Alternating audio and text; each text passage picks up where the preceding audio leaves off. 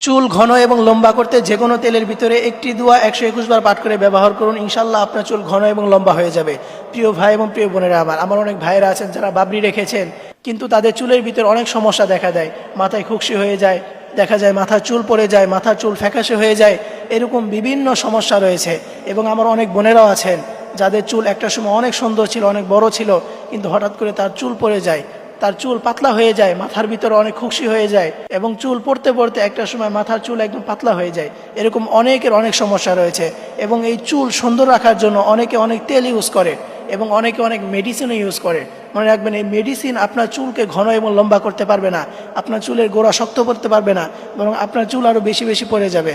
কিন্তু আপনি যদি এই একটি দোয়া যে কোনো তেলের ভিতরে 121 বার পাঠ করে ফু দিবেন এবং ওই তেলটা আপনি 21 দিন মাথায় ব্যবহার করবেন, ইনশাআল্লাহ আপনার চুল ঘন এবং লম্বা হয়ে যাবে। আপনি 21 দিন এটা দেখবেন, 3 সপ্তাহ 21 দিন আপনি এটা নিয়মিত আপনি যদি এই কাজটি করতে পারেন, তাহলে দেখবেন আপনার অটোমেটিক আপনার চুলের ভিতরে অনেকটাই পরিবর্তন এসেছে। আপনার মাথার খুশকি দূর হয়ে যাবে এবং মাথার চুল ঘন এবং কালো করতে, কালো যে কুচকুচে ভাব, চুলের যে সৌন্দর্য, এটা ফুটে উঠবে। জাস্ট এই একটি দোয়া আপনারা 121 বার পাঠ করে ব্যবহার করবেন। এটি ব্যবহার করার নিয়ম হচ্ছে, আপনি যে কোনো পাত্রের ভিতরে অল্প একটু তেল নেবেন এবং এমন পরিমাণ তেল নেবেন যে তেলটা যেন 21 দিন ব্যবহার করা যায়, অর্থাৎ 3 সপ্তাহ যেন ব্যবহার করা যায়।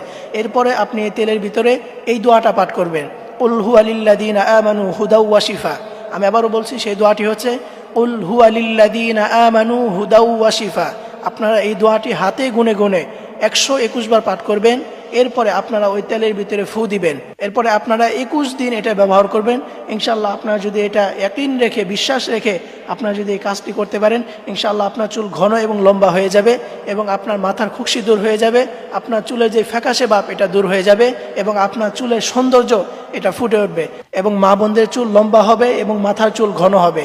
এই জন্য আপনারা অবশ্যই এই আমলটি একবার করবেন, ইনশাআল্লাহ আপনারা এটার ফল অবশ্যই পাবেন। আল্লাহ তাআলা সকল ভাই এবং বোনদেরকে এই আমলটি করার তৌফিক দান করুক। সকলেই পড়ি আমিন।